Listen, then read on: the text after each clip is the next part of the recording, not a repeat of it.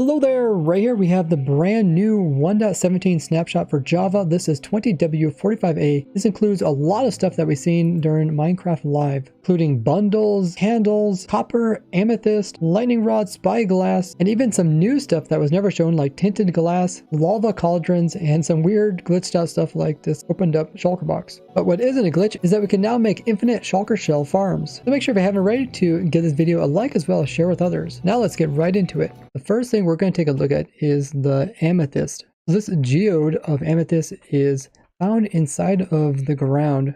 See a few of them all around here. And they can be completely hidden like this one is, not connected to any caves. We got a new block of amethyst. This is the really pretty part inside. There's also the outside piece, which is the calcite. And at the very outside of this is the tuff. Of course, the most prominent piece is the pieces that are growing inside it, which are the amethyst buds. And these bud out of the amethyst blocks. They also make some really unique noises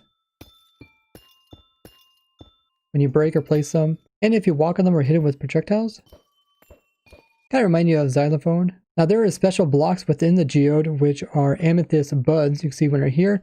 Look a little bit different. They have this dark part here. And these can actually grow the amethyst. And there is 4 stages, small, medium, large, and then there's the actual amethyst cluster, which is amazing looking. So even though there is 4 stages, only the biggest one will provide shards when harvested. Now you have to use a iron pickaxe or something higher in order to actually get the shards off of them. You can use a fortune pickaxe and that will actually provide more shards. And they're called amethyst shard. If you use anything lower than iron, you won't get anything back as an item. Now they did say that all the stages can be silk touch for their blocks, but it seems that the little ones don't work. So that might be a bug they're going to fix. Now these actual geode structures themselves can be found anywhere in the overworld, and we can see a bunch of them just from here. They're quite common it seems so far. The clusters can drop 4 or more shards, depending on if you have fortune. Now the budding amethysts, which are the special ones here, can grow buds on any side that is exposed to either air or water. Now because there's only so many of these budded blocks inside the geode, it's probably worth going ahead and clearing all the sides so you have the most surface as possible. Grow as many of these as possible. Then a small geobud will eventually grow on them. And we'll definitely be doing some more testing with these during our snapshot testing stream with the viewers, which is going on right now. You guys can hop onto the RaysWorks side for testing new 1.17 things. In the snapshot, they also added the bundle item. This is considered a tool, and the bundle can hold 1 stack worth of items. So if we go ahead and grab it with our main click, and then we left click onto this, it's just going to switch it out. But if we right click, we're going to put it into the bundle. If we right click again, it's going to automatically throw it into our first open hotbar slot. So if I only want to pick up like half a stack, you have to split it, pick it up, right click it to pick that up. Now you can see it's halfway full. Now if I try to pick up a whole stack here, if I right click it, it's only going to take half of it and then it's full. You put it down in your inventory and you right click it, it's going to automatically throw those into the first slots that they can fit, which are these 2 slots. Anything that's worth a stack, like snowballs, right click it, automatically fills it. Let's try it on something that's unstackable, like a weapon. You can actually put a weapon in there. It says 1 wooden sword. Now there currently isn't a visual thing like we've seen during the Minecraft live event.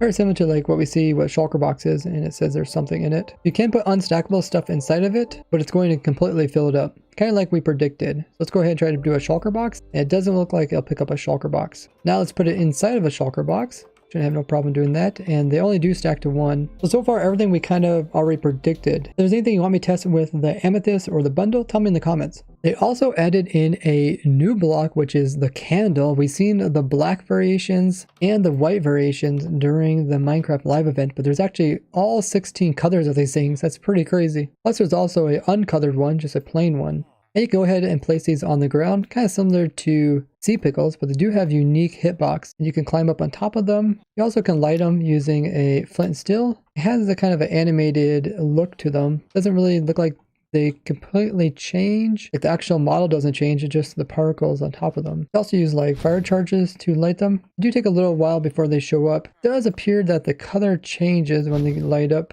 So maybe there's a little bit of change there. Now the candles can also be placed underneath the water, but they can't be lit. But they do also hold back water, which is kind of unique. And when you light them, it puts off a light level of 3. If you add another one to it, it makes it 6, then it's 9, and then it's 12. So a really cool way to add more light to an area. And it don't seem like mobs are damaged by it. They also made a change to cauldrons that can now be filled with lava. This is to make it similar to the Bedrock edition. You can also scoop it up. Pretty crazy. Let's go ahead and hop inside of it. And wow, it does damage you. That is crazy. And you can move this with a piston, so you can actually move this kind of damaging system. Level, either empty or full. It only produces a signal strength of 1 as well. If there's anything you guys want me to test with the cauldron lava or the candles, let me know. They also added the new copper ores into the game. They can be found throughout the overworld. They're similar to iron and coal, but this is not how they're going to be in the final release. You go ahead and mine these up and they pop in your inventory as the block form. Here is a group of 8 of them. Do have some oxidation occurring within the ores, the little greenness around the copper color. And you can put these into a furnace to cook them down, and each one will produce a copper ingot. And if you have 9 of these ingots in a crafting table, it will produce 1 copper block. And copper blocks can be made into all sorts of things, and copper blocks can be turned back into ingots, or they could be crafted into cut copper, which has a little bit different texture. And the cut copper can be turned into things like stairs and slabs. It looks like it produces 4 stairs as well as 4 slabs. And usually you get 6 slabs. You can also use honeycomb as a way to wax the copper. This will prevent it from oxidizing. This is a wax version of it. Let's put it right beside the other one. Yeah, you can't really tell the difference. That's a copper block and that's a waxed copper. And you can do this to all the different blocks. So 1 stair and 1 honeycomb makes 1 wax stair. Same thing for slab and the cut copper block too. But once you get some waxed copper, you can also turn those waxed copper into wax cut copper. There's 2 ways to actually make this. There's a recipe here and there's also a recipe here. Of course, there's also the oxidized variations of the copper. We got the normal copper block, lightly weathered copper block, semi-weathered, and weathered copper block. And then there's also the wax variations, where at any point you can put wax on it to keep it at that stage permanently. And then the last stage, which is this one, doesn't have a wax variation because it's not going to get any worse than what it already is. You can also craft a wax variation with the normal variation plus a honeycomb. You can collect these all as block form. Now they say it takes around 50 to 82 Minecraft days in loaded chunks for the copper blocks to oxidize 1 stage. So that's around 22 hours to make it change 1 time. Now you can also make the spyglass using 2 copper ingots and 1 amethyst shard that produces 1 spyglass. Go ahead and give it a try. Hold it, right click. Hit the right click and hold in order to use it. It does take a little bit of time to focus. You can also craft a lightning rod, which is 3 copper ingots in a row. And lightning rods will keep your builds safe from lightning strikes. They said only if there is blocks around it that are also fireproof, because it will end up placing like fire around here. If we summon in lightning, you see it does place in fire nearby. So you want to be careful that fire doesn't catch your flammable stuff on fire. So the lightning rod will protect an area of 4 by 16 blocks from lightning strikes. Now hopefully this number gets increased. I don't know how it can possibly just protect 4 blocks by 16 blocks. I was thinking more like 9 chunks by 9 chunks, because that's kind of how lightning rods work in real life. They pretty much pull lightning from quite far away to hit it rather than hitting something else. But lightning rods will put off redstone signals when they are actually hit, and it seems to put off a signal of 15. So that's pretty cool. We can do a lot of cool things with this, like make skeleton horse farms. That should be a lot of fun to play around with. You can also be turned whatever direction you want. If there's anything you guys want me to test with copper or lightning rods and spyglasses, let me know down below. There's also a new block that you can make, which is tinted glass. It's 1 glass block in the center with 4 amethyst shards around it and produces 2 tinted glass. Tinted glass is very special. It doesn't allow light to go through it. So we've got a torch right here, put in some tinted glass above us. The light level over here is 0, so no light is getting through. This is amazing because you can put in dark rooms that you could spy down into, but there will be no light actually going in there affecting your experiments. So like a mob farm can be going on in there. We put a zombie down in here. He's not going to burn, but if it was glass, he would burn. It does seem like it is a solid block. Might as well suffocate in it though, which is different than glass. But the cool part about this type of glass, if you break it with your fist, you actually get it back. You don't need to have silk touch or anything. But the coolest thing that they added is that they made shulkers renewable. So if one shulker hits another shulker, there's a chance that it will produce a 3rd shulker. Let's see if we can get a shulker to spawn in. Hey, you just seen that? It was put right where that one was, and then it just teleported over there. That's pretty crazy. We got to make shulker shell farms using this. This is so cool. I can't wait to start designing some. As you guys know, the shulker shell shulker farm that we designed for the ProtoTech server no longer works past version 1.15.1. Now we don't have to worry about running out of shulker shells, because that's a really big thing on the ProtoTech server, as we have tons of farms with tons of items stored. And this is all vanilla survival, which is exactly what ProtoTech is, as we don't run any mods, data packs, or plugins on it. I don't know if you guys noticed, but this shulker is actually lifting its head up like it's a shulker mob. This is not a shulker mob, it's a shulker. Every time the one in the back I think opens up, this one opens up. I don't know, something weird's going on. Look at that. I'm so glad they came with this after years and years of trying to get some way of them to add in shulkers to be renewable. So many crazy cool things came out in this one snapshot. I'll be doing a follow-up video going into more detail about each of these items, as well as farms using them. So make sure you guys are subscribed so you don't miss out on those videos. Plus we're getting really close to 200,000 subscribers. Besides the technical changes, we also got some changes made to other things in the game, like experience orbs. So now experience orbs will sometimes merge with nearby ones to make larger quantity ones to improve upon performance. It won't change the rate in which the player can absorb them, but simply limit the amount of separate actual orbs floating around the world. When the orbs merge, they will always keep the lifetime of the newest one, so they'll last longer. This is kind of a similar thing that like Paper does, where they make XP orbs kind of all go together to reduce lag. So it's cool to see this coming into vanilla. They also added so particles will appear when pistons break blocks, and you can now craft the simple fireworks, which only use one gunpowder, directly from your crafting recipe. They also renamed the path block to dirt path, and this can be created by right-clicking on coarse dirt, even podzol, as well as mycelium and grass. As we've seen in that leaked image from one of the Java developers, they added so rails can be waterlogged and minecarts can work underneath of water too. This is going to be pretty cool, so you can compact stuff very small. Maybe even have rail systems going through some underwater caves. And minecarts and buckets of water will still work just like this. Also, flowing water won't break rails anymore. It actually stops it. So it's kind of cool. Don't have to worry about your rails breaking off whenever water comes through. But it seems that other types of redstone still get broken off by it. Even though the minecarts can go underneath the water, they do go slower, which is something I predicted in the last video. They also did some more technical changes. Entities can now be saved separately from terrain chunks. They added a loot table function for set banner pattern. Also, the pack format for java.json has been split into data as well as resource versions, and servers can now require custom resource packs to be accepted. Now, before we get into the bugs that were fixed in this version, let's take a look at some other things that the developers have been sneak peeking about. Felix put out this message here, getting a feel for how majestic people think that TNT duping fly machines are. He has a dynamite image, a UFO image, and a construction worker. Obviously, dynamite's a TNT, the UFO is the flying machine, but the construction worker is probably kind of reference to him trying to fix this problem, because it did eventually want to fix TNT dupers. Of course, I replied talking about the crazy flying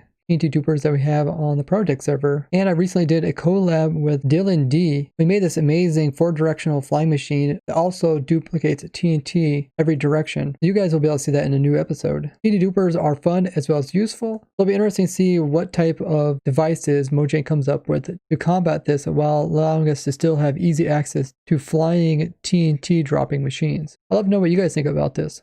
The Bedrock Edition actually got the first new 1.17 features added to their beta, which is kind of like the snapshots for Java. Here's a little clip of the mountain goats at work. They see a player, they line up, then they will put their head down and charge. If the player moves, then they'll be able to miss the player and end up hitting something else, like this tree here. And his horn actually broke off and fell on the ground. The player picked it up, and the player can actually use this horn as a audio. You can actually blow it and make the same kind of noise as an incoming raid. That's pretty cool. I wonder if it can interact with anything like villagers or anything like that. Kind of similar to the bale making them scared. There's also this clip of the Snowier Snow added to the Bedrock Edition. You see there's some stuff in the background. Go ahead and he puts the sheep onto the Snowier Snow. And it's kind of like cobwebs, but a little bit faster, letting mobs fall through it. And the Snowier Snow is holding itself up, so it might be very useful as kind of making timers, similar to do with like cobwebs. You can see some new blocks in the background, look like some kind of new ice back there. Something else over here as well. So overall, it does look like a very useful block to have. Here you can see the goat ramming this tree and dropping the horn. Here you can see the goat hitting another mob, doing a bit of damage, and also flinging it really far away. It can also jump extremely high. It looks like 6 blocks high or so. A lot of interesting features to do with the goat mob. It should bring a lot of life to the mountains. But we haven't seen any new mountain terrain changes yet. Now, Minecraft also released this video of the developers working on the Cave and Cliff update, asking questions that people have, and this actually gave us quite a bit of insight on how they're going with the update. And I'll quickly review the points that bring some new insight to 1.17. So since they are looking for different types of new lighting for the caves, people have been suggesting stuff like fireflies or like glowworms. But since these things are entities and entities don't actually emit light onto the surrounding, they said it wouldn't be this type of thing. I still think they could come in with something like a glowworm that's in a cocoon, and maybe it just never hatches, or maybe it does hatch and turn to an entity, but the actual cocoon glows. They also want to add similar features that you see like in the Lush Cave to other types of caves, but ones that are more unique to that cave type. There was a question about the telescope and this little hole here being kind of small, so people wanted to have binoculars to see a little bigger area. This has been asked in the past, what type of shape should this have? Because currently it is really blocking it out. That makes it hard to see anything. They said they would not be adding in like binoculars. The shape is still up for discussion. The telescopes are made out of the crystals, but they said there is other things you can make out of the crystals, as they have a whole list of ideas, but only some of them are going to be implemented. They also reiterate that the update will be coming around the summer of 2021. Now, there has been some discussion about axolotls and how much damage they can take before they die. When they do take damage, they play dead, but if something really powerful hits them in one single hit and completely wipes them, they would end up dying before they would ever play dead. And Nier explains that this is still under a lot of development. They're tweaking the stats of them. Of course, with the cave update, we expected a lot of different ores maybe to be added, but they said that only copper is going to be the new ore. A lot of you guys suggest using the brush tool that they have in archaeology to be able to clean off your oxidized copper. Another really cool idea you guys had for the brush was to use it to easily change out the type of painting which you have in your world. Let's say you have a 1x1 painting, you don't want to keep breaking and placing it to get a new picture there. You can just use the brush to right click it or something. Some pretty big insight about increasing the world height. They said that they are looking into it, but they're not going to have any promises. They say it's very difficult to do. Plus, it could also have some performance issues. So this really tells you that they are in the very early stages of working on the Cave and Cliff update, because even something this prominent hasn't been figured out. People are also wondering about the mobs that lose the vote. They said that they have a huge list of mobs that they could potentially add into the game, but they have to make sure that they kind of fit with the update or the game itself. Now they talked a little bit about goats, and goats aren't going to have that many features than what we already know. You're not going to be able to like ride them, but who knows, maybe you'll have to like shear the goats in order to get the materials to make your brush. Big thing people are asking is about volcanoes, because they are kind of doing mountains, so like volcanoes are kind of mountains, but they've reiterated that they don't want mountains to like explode and destroy stuff without the player being personally responsible for that occurring. A lot of questions coming up about will other structures in the caves be changed. And they said they really don't want to touch other structures, but instead add new ones. They also confirmed that you wouldn't need silk touch or any special tools to acquire stalagmite, because they can just fall and break off as an item. There was quite a bit of talk about the new warden mob, asking if it is protecting something. They said it's not necessarily protecting something, but it will have lots of chests with loot there. And they don't want the players to like take on the warden like a boss, but instead try to avoid it at all costs. So maybe the warden will be extremely strong and have very high defense, so it can't take very much damage. They want players to kind of like creep around it and try to loot the chest without getting the warden to come after them. So it says it's very possible that the warden won't have any drop at all if you kill it, but it might possibly have like kind of a trophy item that is just kind of for looks. Something I've seen mentioned a lot is, will there be something special that you can wear to avoid getting the attention of the warden, like a special item? And they said no, they don't want you to have this because it make kind of avoiding the warden too easy, which would ruin the whole gameplay with it. They really don't want Minecraft to have features that become kind of outdated that people don't use. It was brought up that mossy block could possibly have a slippery effect. They said they don't really want that to occur because that would be similar to ice, and they want the blocks to kind of have unique features. So they'll probably do other things in the cave to bring some uniqueness to it. And at the very end of the video, you get a little glimpse of some cave art that they have. You can see this mine shaft over here, and there's also a mine shaft right here. There's a pig riding a minecart here, and you'll see a minecart, which is TNT, come out right here. So maybe there's still some hope that minecarts will get updated in this version. Maybe that will be like the prominent way to transport stuff around in your cave. I really hope that's the case, because I really like automating, and transportation is a big part of automation. There was quite a few bug reports in this version. The first one they fixed was XPs for following dead players. The next one is that chunk-wise entity lists were not often getting updated correctly. So if you would like teleport this armor stand into chunks that haven't got added to the list yet, the entity wouldn't be added to the list yet. So if you would try to check for this armor stand's location, it would say the wrong thing. The problem is when upon saving the world, the entity wasn't getting saved and would end up getting deleted upon the world being reloaded. I don't know if this is going to affect other things that we do at the very edges of chunks. That's something we'll help you test out. The sound of XP orbs being burnt was being affected by friendly creatures. When the replace item command is used to replace people's items in their inventory, a noise is supposed to be made, but it wasn't being heard by the players. They fixed a bug to do with cartographers. When you would end up unlocking the explorer maps, it would freeze or crash the game. In the past, when you would save a structure that would have a block that could be waterlogged and water nearby it, it would oftentimes waterlog that block upon loading it. Now this bug shouldn't occur. We shouldn't have structures that get weird pieces waterlogged, which is great. This is one of the bugs I've been trying to get fixed for a long time. It makes structure blocks a lot more useful to use. But there is still some other bugs to do with structure blocks. There's a bug if you would rotate this 90 degrees, then save it this way. Then when you try to load it, it doesn't end up loading what you actually saved. Instead of it saves the original location before you rotate it 90 degrees, even though it shows it's highlighting this location. So I wish that bug was fixed. Now furnaces have a unique ability of when they cook stuff, if you pull this stuff out, it can give XPs to the player. But if you keep feeding this furnace with a hopper above and also keep pulling the items out so it never fills up, the amount of XPs that the furnace would give you if you did pull out an item would gradually increase and increase over time, getting so much that it could create massive amounts of XP orbs, creating tons and tons of lag. Now they have fixed this, but they will not change the property of the furnaces. So they'll still give you XPs, they'll still be stored up. They'll probably just put all the XPs into like one big XP orb instead of a bunch of little ones. So the developers have stated that this will not affect storing up of XPs inside of a furnace. So you guys can still come to these furnaces, grab items, and get XPs, even if they've been sitting there for a long time in your spawn chunks. Now there was a problem that you couldn't place like flower pots on top of cauldrons when they were filled versus not filled, and now this has been fixed. There was a problematic bug where dead entities are being saved to the chunk. This was causing something that's pretty familiar with people that look at like Minecraft consoles on servers, where it comes up with a message saying keeping entity with duplicated UUID and going on to tell what type of entity it was. And this would just spam the console, and there would be actual entities that they'd be trying to keep track of. And this happens quite a bit on the ProtoTech survival server just because it's so old and so many entities went through it. So hopefully this fixes those type of problems on servers. Next bug they fixed has to do with XP orbs causing a lot of lag. Now this is more lag than they were causing in like 1.12. This is something we definitely notice in XP farms. So this is now also fixed, which is amazing. Hopefully we can make more powerful XP farms without having to worry about the lag that comes with it. They fixed quite a few different little minor problems to do with villages and their houses having some blocks incorrectly. There was a bug where skeletons weren't burning when they were sitting inside a minecart, even though they had direct access to skylight. This is now fixed in the new version. There's also a funny noise that would occur when the players and spectator would use the offhand switching to move a item back and forth between offhand and main hand. And this noise is very prominent to other players, so now fix it so you don't hear spectators doing stuff.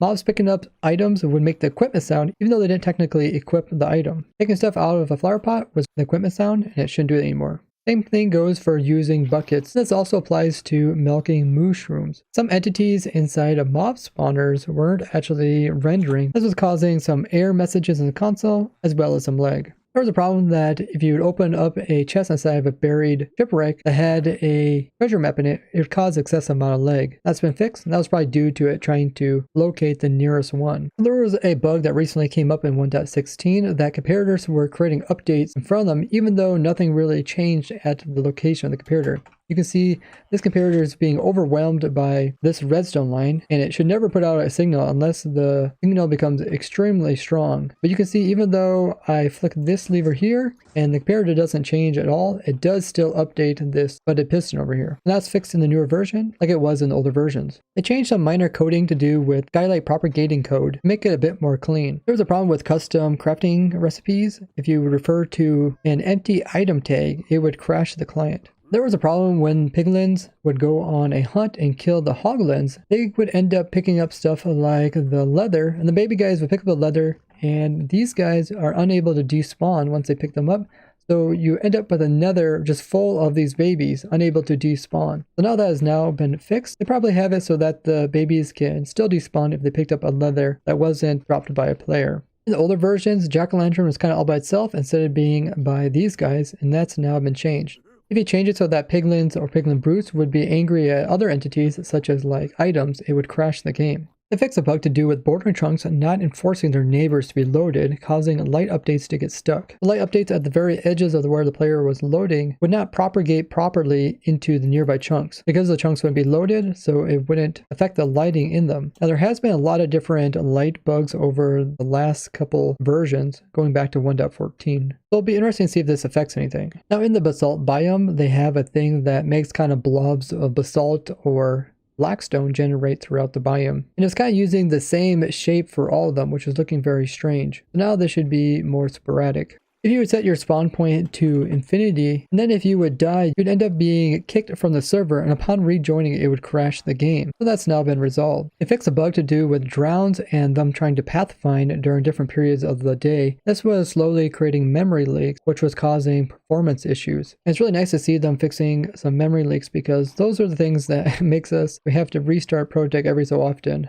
Now 1.16.4 full release came out, and there wasn't any new changes from what I covered in 1.16.4 pre-release. One thing you guys did mention in my last video is that the big clumps of dirt that comes with the villagers have been around for a long time. Now what I didn't recognize is that they have stone pieces inside of these big clumps, so thanks for pointing that out to me. You guys also mentioned that these numbers here are probably a commit reference or git, and it just means that it's a specific version of the code. You can check out this video covering news about 1.17 down in the description. Quite a lot of bug fixes in this version. Many of them will affect the game, and some of these changes we'll just have to test out ourselves. So guys, make sure you join our snapshot testing stream right after this video. You can find the link down in the description, and it is open to the viewers, so you guys can hop on to our testing world and try out all the new stuff. And don't forget to leave a like on this video as well as share it with others. I'd like to thank you guys for watching, and I'll see you guys in the next one. Bye bye.